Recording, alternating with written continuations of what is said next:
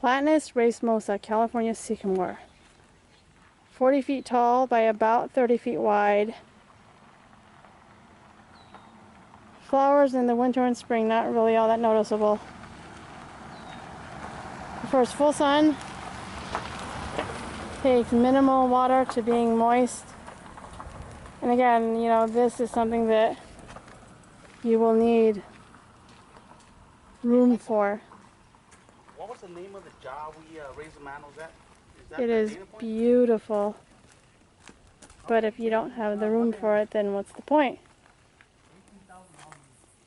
But if you do have a sufficient space for this, I would highly recommend it. It also is deciduous, and yet again, the beauty of deciduous is that it will block out the sun when you want it to, or not when you don't want it to.